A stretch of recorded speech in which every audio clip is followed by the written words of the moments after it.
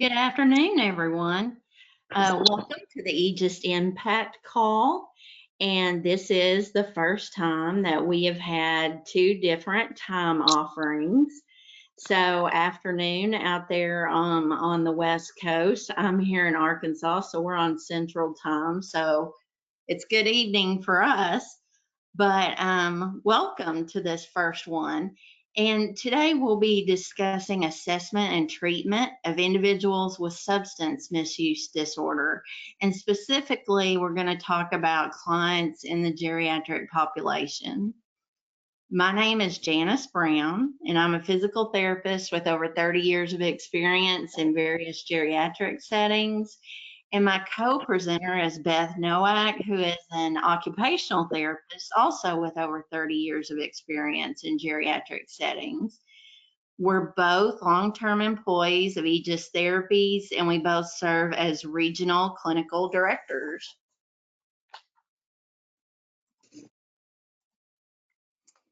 As with all courses, we have some housekeeping items that I want to go over, and we'll talk a little bit more about these at the end of the course as well. But first of all, everyone's line should automatically be on mute when you join. And in order to still keep this engaging and interactive, we ask that everyone participate because we'll be doing some polling questions during the presentation.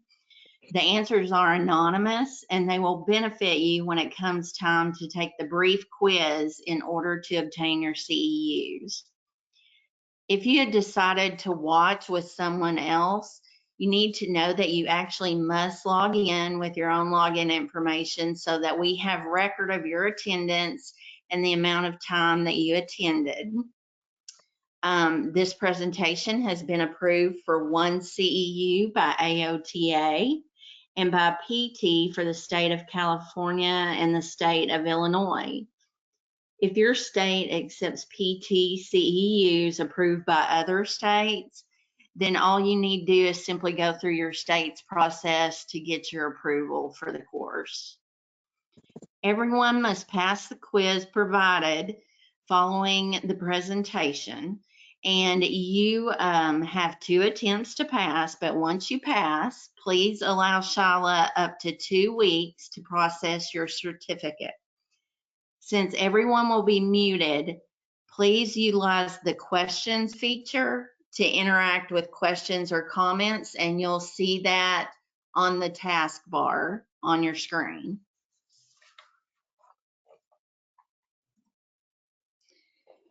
As far as objectives go, we would like for all participants to leave this course with the ability to identify the possibility of substance misuse disorder, along with the root causes of it. Participants should be able to communicate effective approaches to working with our clients suffering from substance abuse. And finally, attendees should be able to identify appropriate treatment interventions, which will not only assist in reaching our physical rehab goals, but assist in client recovery from substance abuse. And of course, the ultimate goal is to achieve much better outcomes for those battling this disorder. So what are the demographics and rates of substance abuse? As you can see, drug and alcohol abuse affects up to 17% of those over the age of 65 per NIAAA. I really think that that's a conservative number, as many of these people are not identified and they don't freely seek assistance. The most common substances are alcohol, prescription meds, and over-the-counter meds, although of course illicit drugs may be used as well.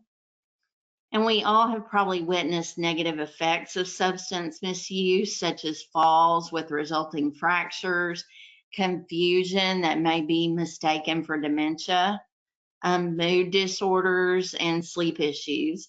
And it can be difficult to determine the root cause of these signs and symptoms when substance misuse has not been assessed. So what substances are frequently abused? Let's take a closer look at that. Now that marijuana is legal in many states, either recreationally or with a medical marijuana card, access is much easier than previously. I know in my state, which is Arkansas, only certain amounts of medical marijuana are allowed to be purchased during a time period, so there is some control in that aspect, but it can be purchased recreationally just 2 or 3 hours away in Missouri across the border. So it's feasible to easily legally purchase enough to abuse it, just as some do with alcohol. As rules and reporting tighten around prescription opioid pain relievers, it's become more difficult to obtain it by simply going to different physicians. The online health record can show multiple prescriptions by different providers now. And provider frequency of prescribing opioids is monitored by the state. And some providers now require opioid agreements to be signed, along with drug testing to ensure that meds are being utilized appropriately and to determine if other meds are present that have not been prescribed. Ketamine is now available by prescription in infusion clinics and in micro doses in a nasal spray for various psychiatric diagnoses such as depression and bipolar 2 and 3. And while ketamine is still an illicit drug, it's often obtained along with heroin, cocaine, meth, and hallucinogens. Inhalants like those listed in the slide, along with pressurized dusting sprays, present an opportunity for misuse as well.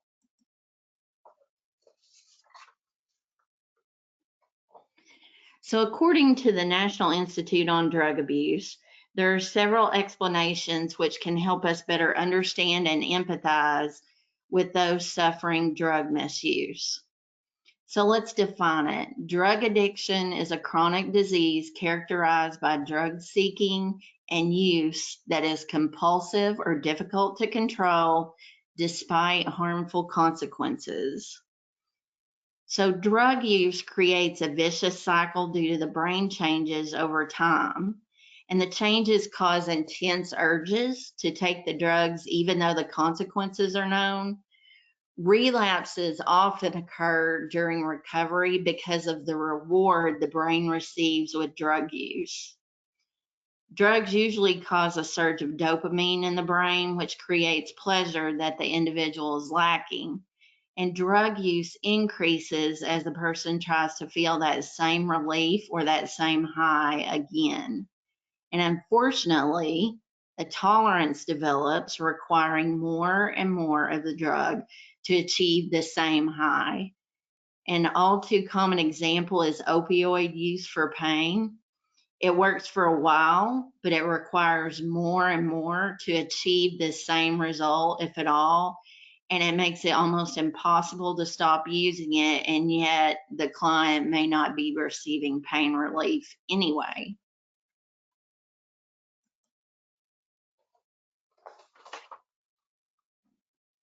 What are some underlying reasons individuals may develop substance misuse disorder? It's often to meet an unmet need or alleviate emotional or physical pain and suffering. So let's look at a few factors on this slide.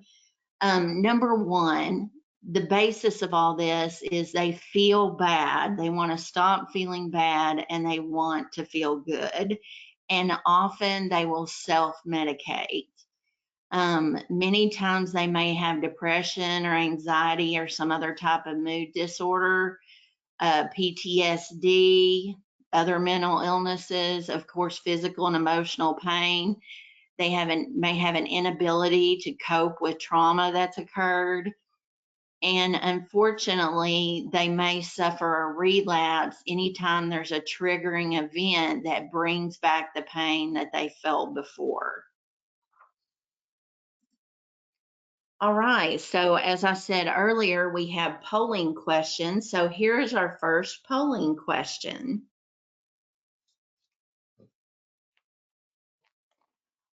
Which of the below is a common substance that is abused? A, alcohol, B, inhalants, C, opioids, or D, all of the above?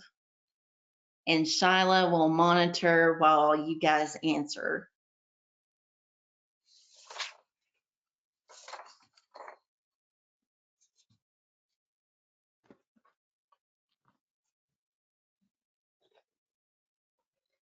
Okay, it looks like about 80% have voted, so I closed it. 12% of you said alcohol, 0% said inhalants, 3% said opioids, and 84% said all of the above. Okay, thanks, Shyla. I'll rule with the majority and say that the answer is D, all of the above. So we've all most likely witnessed negative effects of substance abuse. And typically what we see are weakened immune systems. These folks have frequent colds or flus. They typically have injuries that they sustained in accidents, and lots of them will require long rehab. If they have a pre-existing illness like diabetes or heart disease, you will see worsening of their symptoms. And chronic pain, even though it's often a precipitating factor in addiction, it is something that you may continue to see. They have even more pain than before. Diseases and disorders directly caused by substance abuse, like the types of cancer that are listed here, and liver disease, of course, lung disease, and possibly even dementia, are adverse problems or adverse effects. And these individuals may have long periods of inactivity and physical neglect, and that results in a loss of flexibility and strength and endurance. Of course, they probably lack exercise and have a poor diet. So overall, all of these things contribute to their poor health. So if you're in a long-term care facility or CCRC or something similar, you may do patient identification screenings. And we wanted to give you guys a few questions to think about to help you with your screenings and identify individuals that might benefit from our services. You know, we want to see, are there patients that need help identifying their strengths and interests? And that would help with implementing a recovery program. Are there patients who have trouble learning coping skills or alternative approaches to managing their pain and depression or anxiety with drugs? Are there patients that may have decreased flexibility and strength and endurance? And while we typically always look for those things, we're going to want to assess, is that due to their substance abuse or mental health issues? Are there patients that have pain that interferes with gait or ADLs or activities? And are there patients that could actually benefit from our group therapy to improve their socialization, their communication, and pragmatics? And even while they're doing rehab and group therapy with us, they can get social support from that group possibly. Okay, I wanted to share a few very simple assessments that we could incorporate into our evaluations while maintaining privacy and offering reassurance of the need to obtain this information strictly to assist in their physical recovery. We're not going to make any kind of diagnosis um, or anything like that. We want to identify if a problem may be present and refer them to the appropriate interdisciplinary team member. So first of all, we have the DAST or the DAST, which is the drug abuse screen test. This test is only 10 yes or no questions about how much and how often you take drugs. And it asks if the drugs are causing problems in your life and health. It's scored on a point system, and a score of 8 or more may indicate a drug problem. And I wanted to mention and failed to on that slide, we didn't include pictures of these assessments, but you can get them easily simply by Googling them on the internet and get free copies. All right, next is the NIDA Quick Screen. It's a drug use screening tool, and it's from the National Institute on Drug Abuse, which they have a website that you can utilize. It has questions about how often you use prescription drugs, illegal drugs, tobacco, and alcohol. So there's one multiple choice question for each of those substances, and the answers range from never to daily. So if you use any of those substances more often than never, then it may mean you have a substance abuse problem. So that's the NIDA Quick Screen. Next, we have the NIDA Modified Alcohol, Smoking, and Substance Involvement Screening. It's called the NM Assist. And it actually asks more in-depth questions about the frequency and type of drugs used. And again, it's scored on a point system, and the higher your score, the more at risk you are. And then finally, we have the CAGE and the CAGE aid. And there are keywords in each of these questions that are listed here, like cut down, annoy, guilty, and eye opener. And it contains the following yes or no questions. The keywords are ever, and this refers to alcohol. So as you can see, have you ever felt the need to cut down on your alcohol use? Do you ever feel annoyed when people criticize you about it? Have you ever felt embarrassed or guilty about it? And the eye opener is, have you ever used alcohol first thing in the morning? 2 or more yes answers may indicate an alcohol problem. And then you also have the CAGE aid, and it focuses on a time period of the past 3 months, and it talks about alcohol and drug use. So again, same thing, in the past 3 months, have you felt the need to cut down on your drinking or drug use? Have people annoyed you by criticizing you about it? Have you felt embarrassed or guilty? And have you used drugs or had a drink first thing in the morning to steady your nerves or get rid of a hangover? 1 or more yes answers may indicate a problem, and 2 indicates a probable problem. So we have already made it to our second polling question.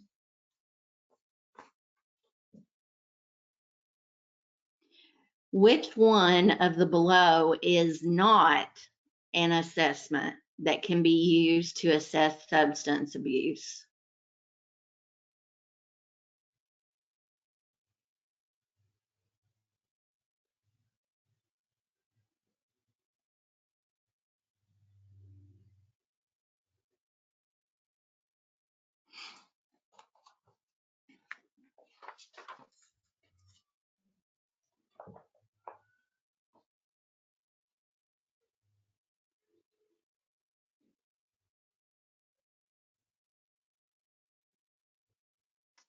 All right, I'm going to go ahead and close the poll now. 91% said addicted, 5% said DAS-10, 5% said the NIDA Quick Screen, and 0% said CAGE aid. All right, again, I'll go with the majority at addicted, and I'll clarify that when it says substance, that can include alcohol. So we're really not trying to be tricky there. Okay, this poster is from the CMS website, and it focuses on the healthcare system to illustrate challenges during the recovery process and show how an effective system contributes to successful outcomes. And just to briefly describe it, because I know if you're looking on a small laptop, it's really tiny writing, but Basically, individuals that are suffering from substance misuse are in the kayaks and they're trying to make their way to the lighthouse, which represents trustworthy health care. There are also some buildings over there which represent housing and jobs and social support. And of course, they have obstacles in their way like sandbars and coral, which represent eliminating the stigma, lack of payment, regulations, gaps in coverage. And then, of course, there's a life preserver, which is promoting mental health services. And then some of the other ideas represented are counseling, family support, and person-centered care. We want to make you aware of some support that may be useful to those with traditional Medicare B and possibly other Medicare replacement plans. There we go. While we certainly can't guarantee coverage and maybe we wouldn't want to share particulars with the patient, we could share with them that they might want to look into it or get with maybe social work or if they have a counselor and find out what their Medicare Part B will cover to help them. And so some of the highlights on here are for opioid use, are treatment by a doctor or other healthcare provider, individual and group psychotherapy, substance use counseling, medication-assisted treatments like methadone and naloxone and the others listed there, drug testing, and the next bullet point about opioid antagonist medications like naloxone for emergency treatment. Often if you've received some opioids following a surgical procedure, you may notice now that the physician will also write a prescription for naloxone. And while some private insurances will not cover that, it's about $40 typically for one item of nasal spray. But that is actually covered under Medicare Part B. I don't know for sure what percentage. And of course, overdose education you get along with opioid antagonist medication.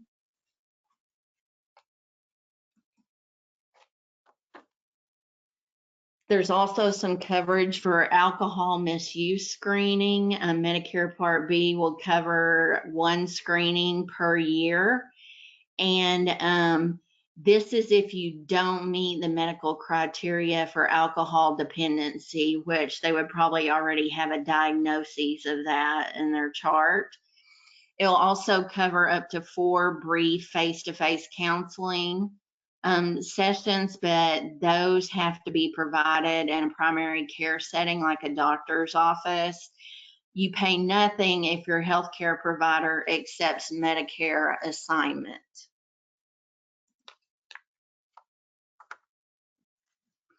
Medicare Part B covers counseling to help you stop smoking and using tobacco.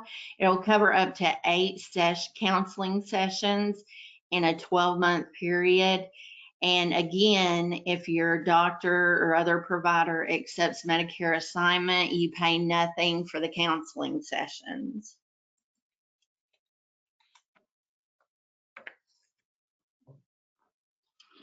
The CMS behavioral health strategy focuses on 3 key areas.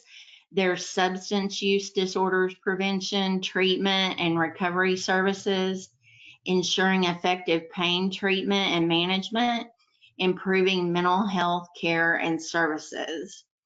And these areas are aligned with CMS's overall focus on 4 health outcomes-based domains. And those are coverage and access to care, quality of care, equity and engagement, and data and analytics. So their vision is for all the people that they serve to get access to person-centered, timely, and affordable care. And this poster, again, is similar to the other one I showed you from CMS, but the key concepts are we want to break the stigma, especially among providers such as ourselves. We want to develop trusting treatment relationships between the client and the provider, and provide support.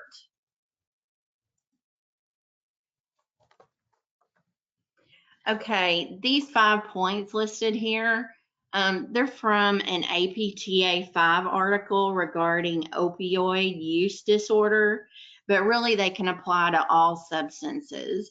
And number 1 is overcoming the stigma, which I just talked a little bit about. 2 is screening for substance misuse, which we've talked a little bit about. And track how pain and function are related to substance abuse. So we have to look at the whole individual when we're evaluating them. We want to reinforce education on substance related risks and encourage evidence-based treatment for OUD for sure, but for any kind of treatment that we're providing. And one thing I want to point out is when we're doing education, we want to replace you statements as they indicate blame. So as an example, instead of saying, if you don't stop abusing alcohol, your diabetes is going to get worse and you're going to lose your leg. Instead, we want to maybe change the way we say that and say overuse of alcohol actually causes your blood glucose to be much harder to control.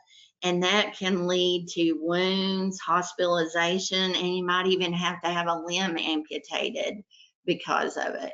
So try and take the blame out of any of your statements and education. And so at this point, I'm going to turn it over to Beth to elaborate on what PT and OT can do within their scope of practice to improve outcomes for these individuals. Thanks, Janice. So let's go ahead and talk about some of the steps and some of the things in kind of a summary here on this page that we can do from an OT-PT perspective. So first off, we can screen the patients. Janice talked about doing screens to identify the needs for us to work on substance abuse. We can also refer out to appropriate interdisciplinary professionals, right? Maybe it's social service on our teams or getting counseling or psych services involved.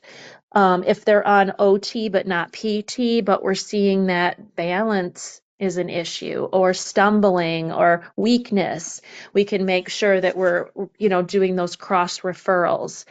And maybe speech, maybe they're having some cognition issues, communication. So that's the first thing we can do is to be that case manager and make sure that we refer out and delegate as needed for what our patients going to be their best outcomes. We can show a sympathetic and understanding approach, right? We need to make sure that they trust us, that they feel comfortable with us, because then we're going to be able to show and make those key changes.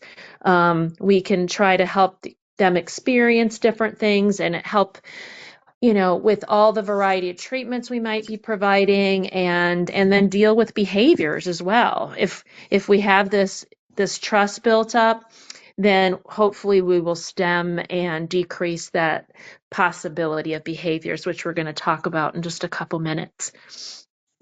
The other thing we want to do is make sure that we're doing evidence-based assessments, right? We're looking for those functional deficits. We're looking for those underlying impairments that all come into play with somebody experiencing substance abuse.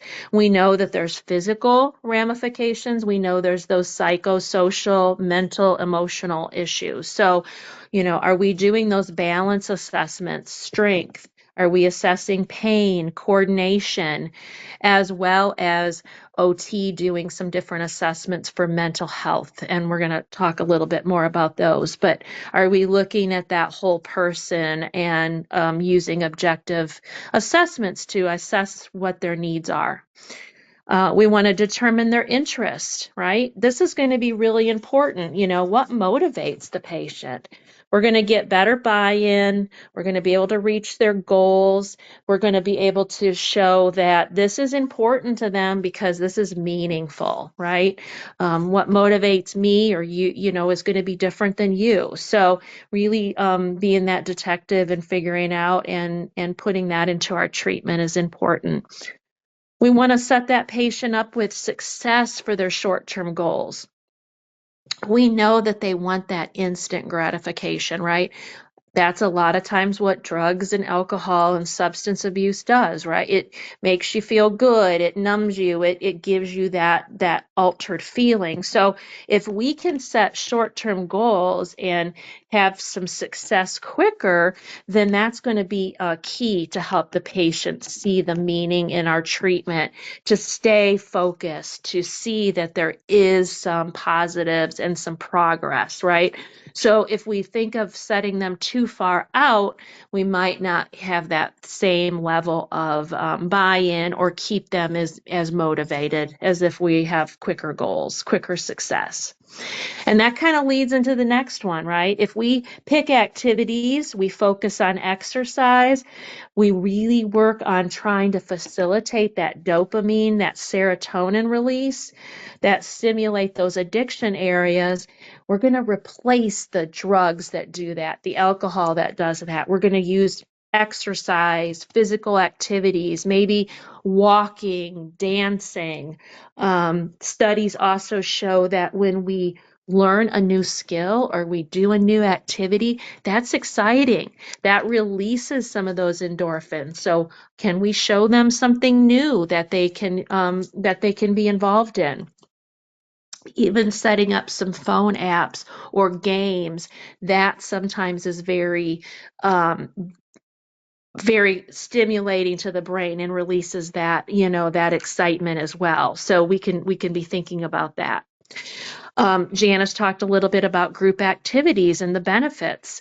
So if we think about groups, we want to think about, those typical exercise groups, balance groups, those are great, but we also can go into maybe more of a mental health focus from an OT perspective, coping skills, meditation, relaxation, time management, money management, hygiene.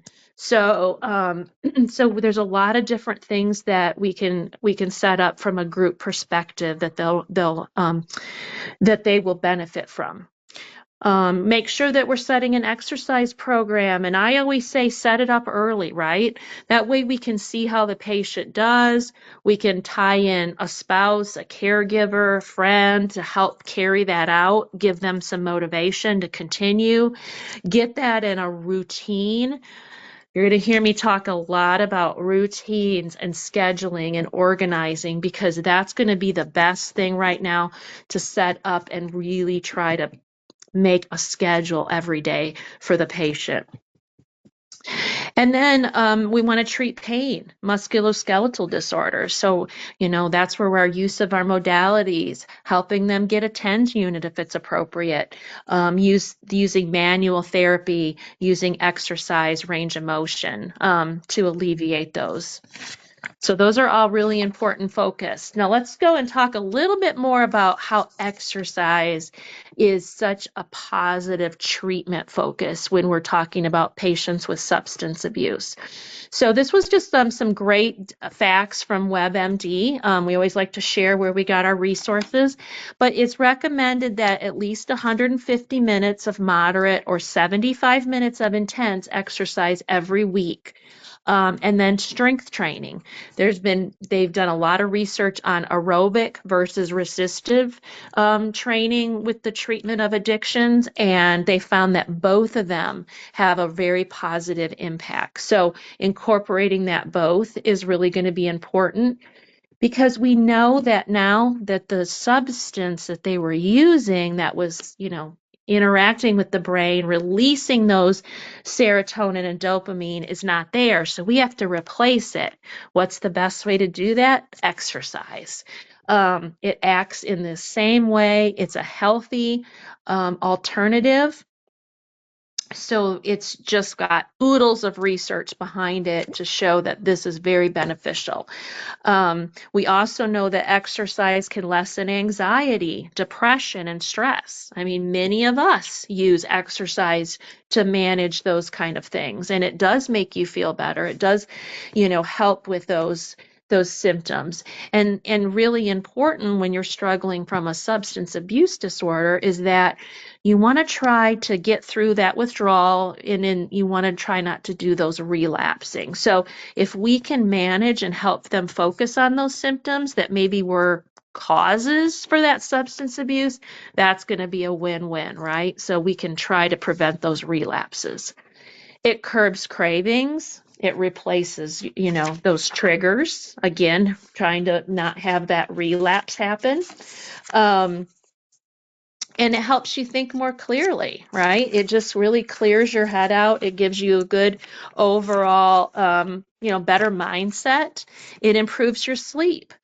So when they're going through becoming off of a substance abuse, it's often really common that they have sleep, pattern disordered, insomnia. So if we have regular exercise, it's going to help you fall asleep faster. You get a better night's rest. And we also know that it boosts your self-esteem, right? So it's just, there's so many different things, but it's, and also I like to bring up too, is if they do it in an environment like the Y or a health club, that also adds that social element and network in there. Maybe we're replacing going to the bar or replacing spending time with people who, enabled that habit in the past. So this could be also a replacement in adding that social part in, getting out of the house to do your exercise and replacing some of those bad habits. The next slide is just kind of is a nice quote that we liked, and it's in your resources from an article titled Exercise and Substance Abuse. But a couple things I want to point out here is that they did do studies, animal and human, that suggest that effective exercise training does prevent addiction formation. It suppresses drug-seeking behaviors and ceases addictions. Moreover, exercise improves both mental and cognitive deficits that often occur during drug withdrawal. Those observations are supported by neurobiological studies in which exercise training modulates several neural networks, including the dopaminergic reward system, regulates neurogenesis, spinogenesis that affect cognitive behaviors and mental health. So what does that all mean? We know it releases the dopamine. We know it releases the endorphins, so that's great. But the study is also saying that it can regulate the cellular level of neurons in the brain, okay? And it can also replace the effects. So the exercise can replace the effects that alcohol and drugs does to the brain in a definitely more healthy way, right? It acts in the same way. So exciting research, exciting things for our patients. So now we're on polling question 3. So this is a true false. Experts think regular physical activity can act as a healthy stand-in for addictive substances.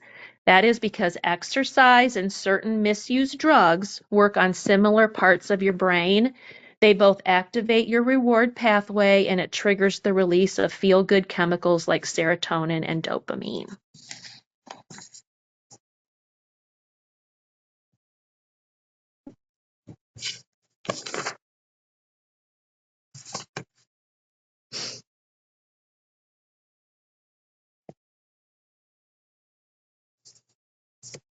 We good, Shyla? Yes, I'm going to go ahead and close that now, and 100% of you said true. Yay, great. Good job, everybody. Yep, good takeaway. So, okay, so let's talk about sometimes when we're going through withdrawal or you're dealing with patients with substance abuse, we tend to sometimes see aggressive behaviors or behaviors. So, how can we manage this? Sometimes it can be with family or it can be with us in therapy. It can be, when they're in the facility and we can give some suggestions to caregivers or staff. So, it really is a mental process, and it's really important for us to think about kind of our verbal and nonverbal communication, because that really is going to be a key part of, trying to manage these kind of situations and bring better control around. So, really being empathetic and non-judgmental. We don't want to say things like, well, I don't know why you're feeling that way, or why are you acting like this? You're being crazy. Things that could come out if they start, yelling or they start cursing or, getting physical. We just want to be calm, respect their personal space. We want to try to use non-threatening body language so that they don't feel that we're in any way a threat to them. We're there to try to be supportive for them and to try to be, help them feel safe. So being calm is going to be really important. Think about, these kind of situations are really real for the person, right? Because they're going through feelings of loss of control, anger. They're having to deal with new rules, new situations, and they're confronting feelings and communication that they don't usually have to deal with. They've used drugs and alcohol or whatever substance it is, usually as a cover up. So understanding where they're at and how we can be that supportive person is really going to be important. And the more we can show these kind of symptoms, we can maybe prevent more from happening in the future. So, you could kind of keep a behavior log. You could document and keep track of that, and it would be progress, right? If they, showed behaviors once a day and now we're down to 3 times a week or whatever. So that could be something that we could focus on and manage as from a therapy standpoint. Help them choose or help them, give them some control, right? Let them choose some of the rules, some of the schedule when they have their therapy. Maybe they're a morning person. Maybe they're a later in the day person. Maybe give them some control about what they do today or, what kinds of activities. So anytime we can help give them some control from all the loss of control, it's going to be a win situation. And then just allow for some silence, right? That's a surprise for them because they feel like you're just going to overreact and you're going to talk and try to diffuse the situation, which, we're trying, but if you just give some silence and talk about some reflection and decisions, that really can go a long way for the patient feeling like you're listening and they're being heard.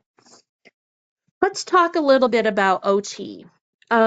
So I like to just kind of talk a little bit about our history and how it's been for a long time part of our practice, our scope of practice, and in our framework.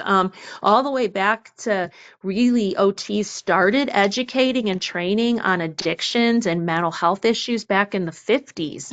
But we can even trace it back further to World War I when therapy started becoming really needed from all the soldiers coming home from a physical standpoint, right, from all the injuries, but OT started getting involved in the mental health and the psychosocial aspect of what was going on with the soldiers. So, it really is part of our scope of practice, and, we can definitely tap into that mental health part of our training and our education. We're really well situated because our whole focus is really holistic, right? We don't segmentalize what's going on. We're looking at that whole person and the environment We're looking at their relationships, their communication, their coping methods. So that's something that we need to kind of tap into. We've talked about how it's really important to help restore the roles in life that the person had before they were abused those substances, right? Maybe we can motivate the people to kind of see how they were before and how, obviously the healthy before, and try to replace those negative habits with what they used to do, and stay away from the abuse and the negative habits. So looking into that and what motivates them, what's going to be something that they used to do that now they don't anymore because they haven't had time or they haven't been any condition to do it because they're using substances. Helping them, using assessments. We're going to talk a little bit more about that, but there's some really nice, some good OT specific assessments that'll help us kind of look into the different parts of how we can focus our treatment. OT aims to improve the well-being because we want to use a person-centered approach, right?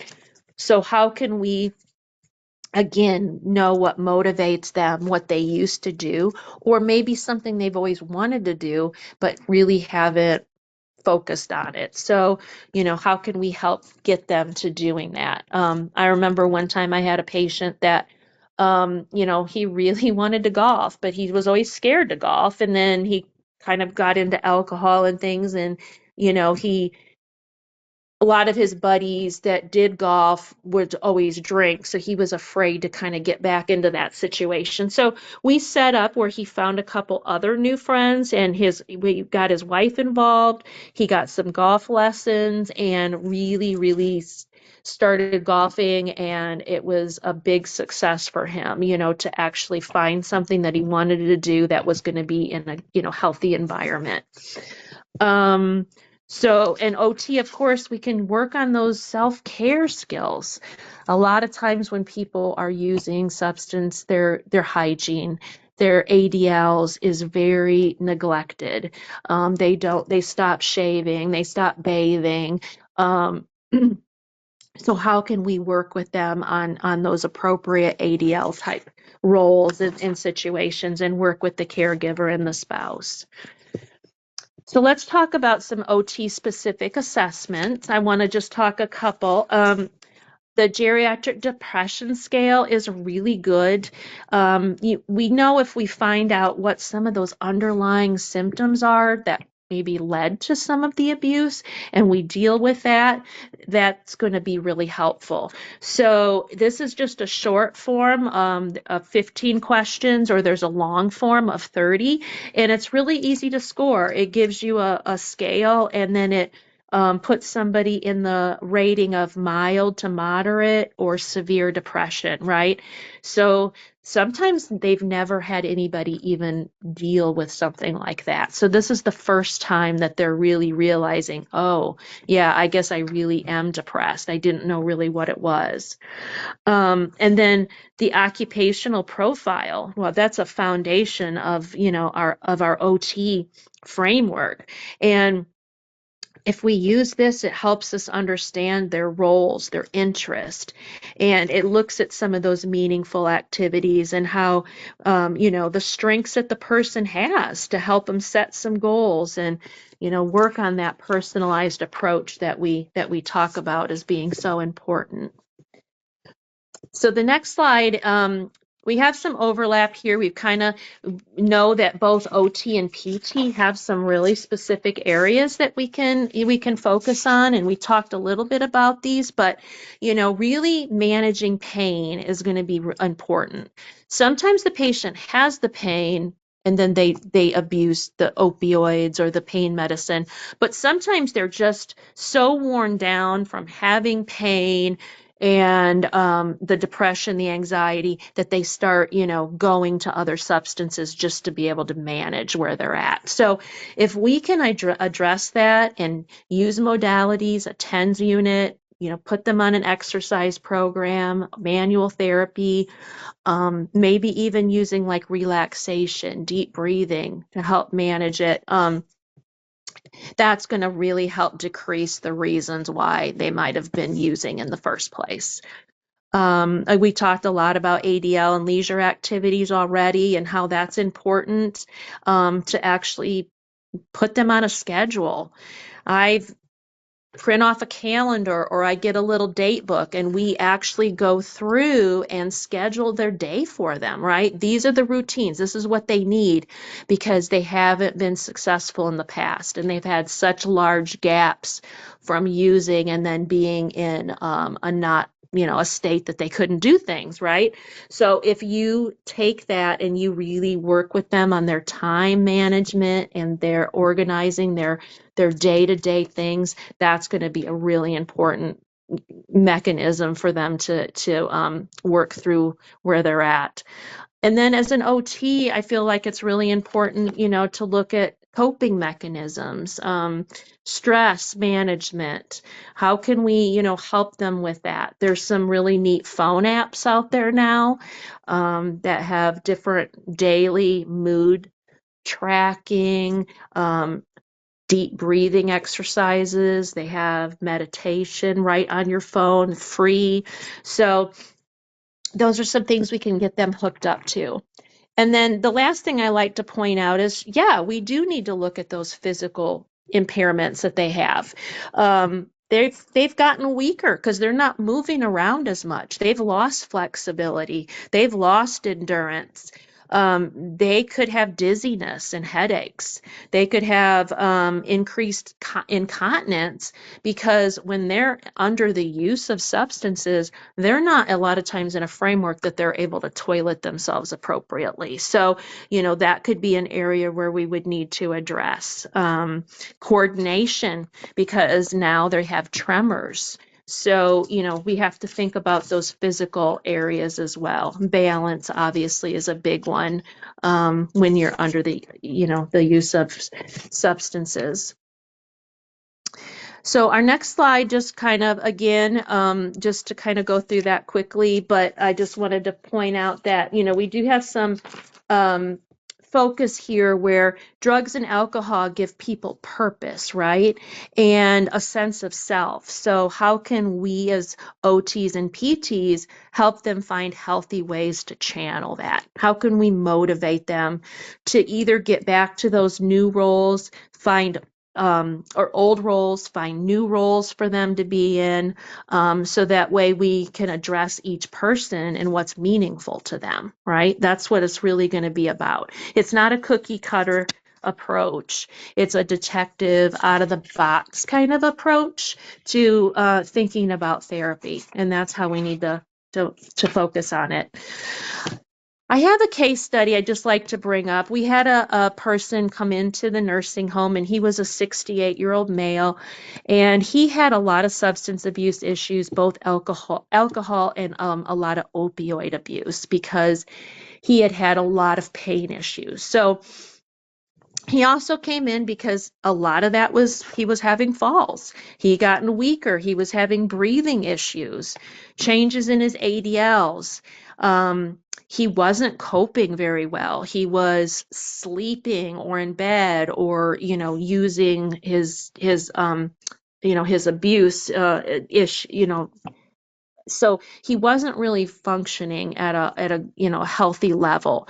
So we came in and we looked at his cognitive level. We looked at his health literacy first because we wanted to know how much is he going to be able to comprehend, how much is he going to be able to understand what we're trying to teach him.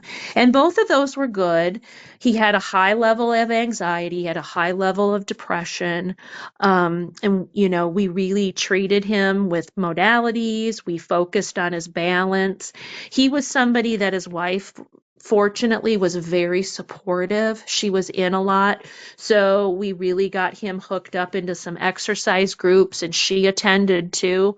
So they were going to be continuing that at a YMCA in their community. And then we set up for him to actually come back and volunteer at the nursing home, which was very, very helpful for him. I just like to, bring that up. We had a great success, but sometimes we don't, right? Sometimes we don't have a good success or a good outcome, but we still need to try as therapists to see what it is that we can, we can do to help people, with substance abuse disorders. Our last polling question: which of the following are appropriate approaches to utilize with someone suffering from substance abuse? Show an empathetic and understanding approach and focus on health-related issues of substance abuse. Choose activities with immediate reward to facilitate dopamine and serotonin release and stimulate addiction areas of the brain. Both A and B, or none of the above.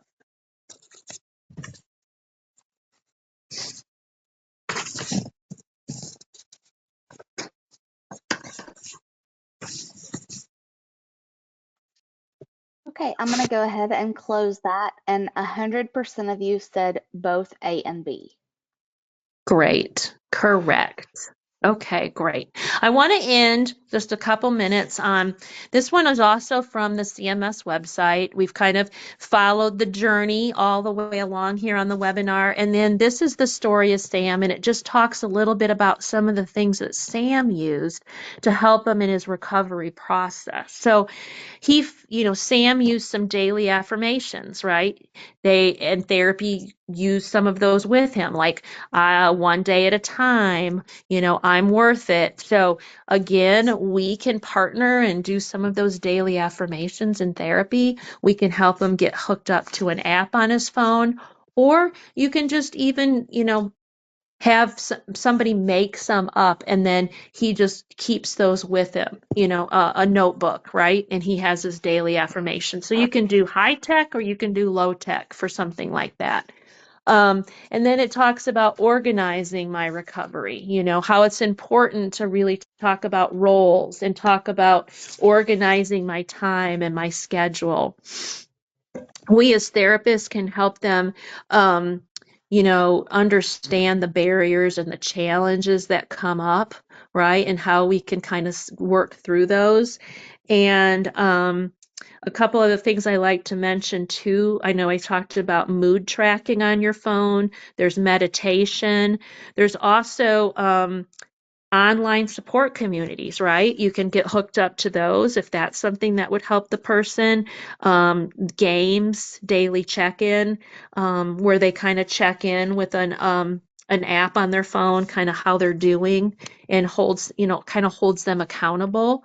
So, there's some really neat ideas. Journaling helps some people with that. So I hope that was helpful to everybody. Just as a reminder again, Shyla will be sending out the email for the quiz in the next day, and it does sometimes take 2 weeks to get your certificate, so be patient on that. We included the resources and the references here for you. And if anybody has any questions, if you would just put it in that box up in the corner with the question mark, we'd be more than happy to answer anything for you. Is there consideration for OT treatment in preparation for discharge to include med-management training that specifically address prescriptions for substance use disorder?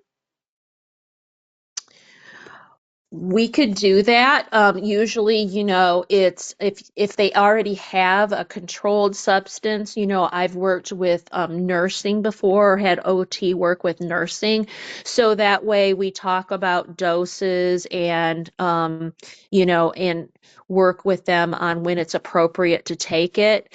Sometimes I've used timers, or I've used family members or something to say, okay, you can only have this every 6 hours, you can only have this every 8 hours, whatever it might be, so sometimes you have to put parameters in place. But really doing some education and training them on that is definitely falls under medication management from an OT perspective. So symptoms, when you would take it, those all could be considerations with that.